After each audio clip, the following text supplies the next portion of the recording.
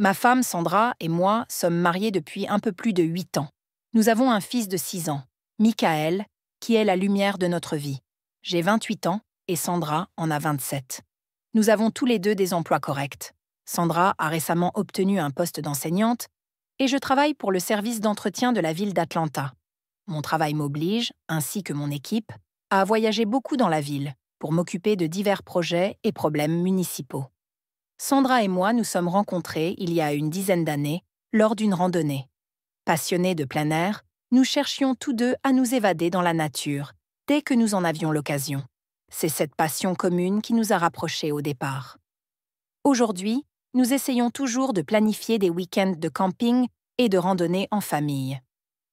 Cependant, au cours des derniers mois, j'ai commencé à remarquer des changements subtils dans le comportement de Sandra. Elle a commencé à faire beaucoup d'heures supplémentaires dans son nouveau travail d'enseignante.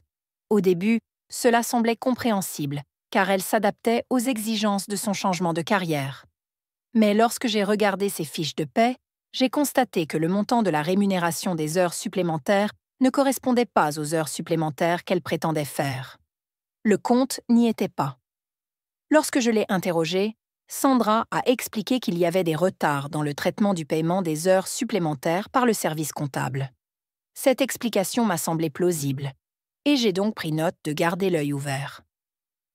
Outre le problème des heures supplémentaires, Sandra semblait soudain moins intéressée par l'intimité physique. Chaque fois que j'essayais de prendre l'initiative, elle s'excusait en disant qu'elle ne se sentait pas bien ou qu'elle était trop stressée. Là encore, rien de concluant, mais c'était inhabituel pour elle. La première véritable sonnette d'alarme a été tirée un soir, lorsque je suis rentrée du travail vers 20h30. Sandra n'était pas là, ce qui était très inhabituel. Elle n'avait pas communiqué avec moi pour me prévenir de son retard. J'ai essayé de l'appeler et de lui envoyer des SMS à plusieurs reprises, mais elle n'a pas répondu. Vers 21h, j'ai entendu la voiture de Sandra s'arrêter dans l'allée. Elle est entrée dans la maison en titubant et en sentant l'alcool. J'ai été immédiatement furieux, non seulement de son manque de jugement, mais aussi du silence que j'avais reçu toute la nuit alors que je m'inquiétais pour sa sécurité. Je lui ai reproché d'avoir été aussi irresponsable, soulignant que conduire en état d'ébriété aurait pu la mettre, elle ou quelqu'un d'autre, en grave danger. Sandra a réagi sur la défensive, affirmant que j'exagérais et qu'elle n'avait bu que quelques verres après une longue journée stressante. Je lui ai dit que si ce genre de comportement imprudent se reproduisait, elle devrait en assumer seule les conséquences. Son attitude méprisante m'a tellement choquée que j'ai dormi dans la chambre d'amis cette nuit-là et ne lui ai pas adressé la parole. Le lendemain matin, Sandra s'est excusée d'un air gêné, en disant qu'elle n'avait pas voulu m'inquiéter et que cela ne se reproduirait plus. Ses excuses semblaient sincères et je l'ai pardonnée, lui disant que peu importe notre stress, nous devions donner la priorité à la sécurité de Michael et penser à notre famille. Dans les semaines qui ont suivi, nous avons dépassé l'incident de la conduite en état d'ivresse, mais notre vie sexuelle, déjà en déclin, s'est encore détériorée. Alors que nous avions été intimes 1 ou 2 fois par semaine, cela faisait maintenant près d'1 mois que nous n'avions rien fait.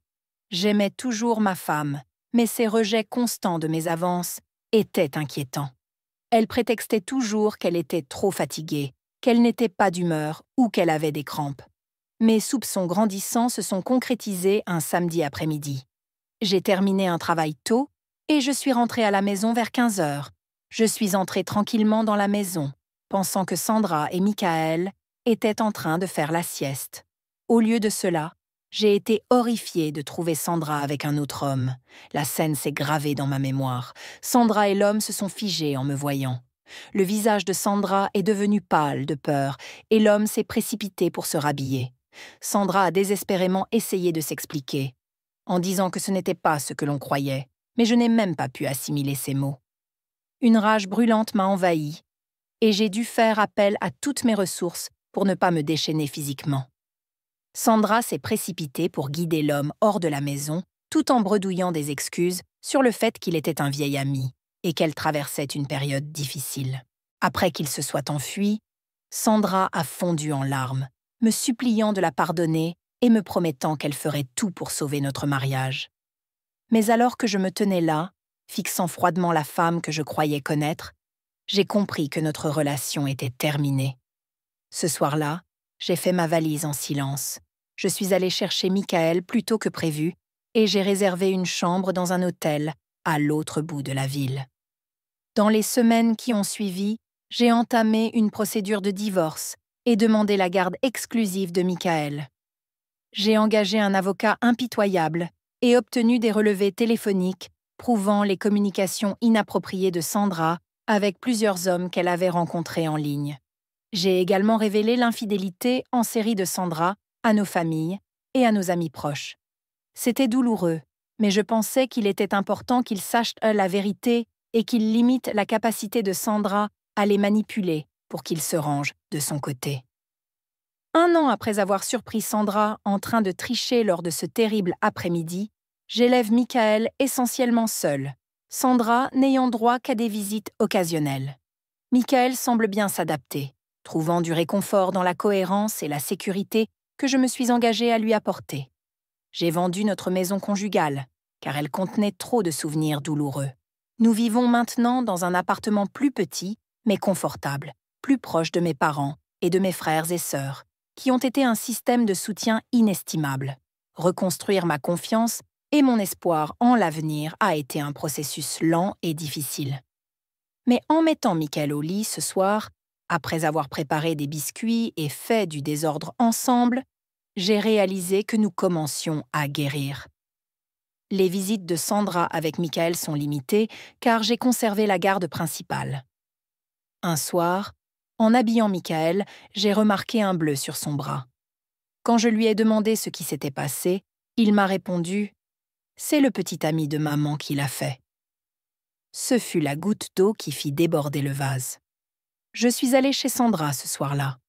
Son petit ami était assis sur le canapé. Je l'ai poussé devant Sandra, je lui ai mis le nez dedans et je lui ai dit « Si tu poses encore une fois la main sur mon fils, on devra t'enterrer ».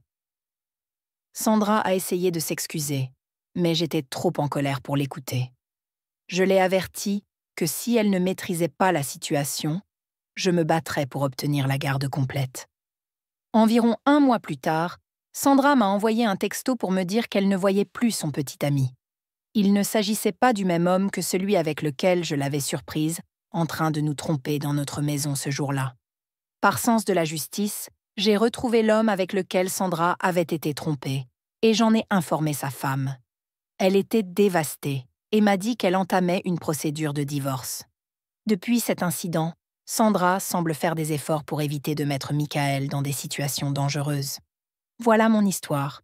Je suis reconnaissant de ne pas avoir eu un accès immédiat à mon arme à feu ce jour-là, sinon je ne serais pas ici pour la raconter. Je vous remercie de m'avoir écouté.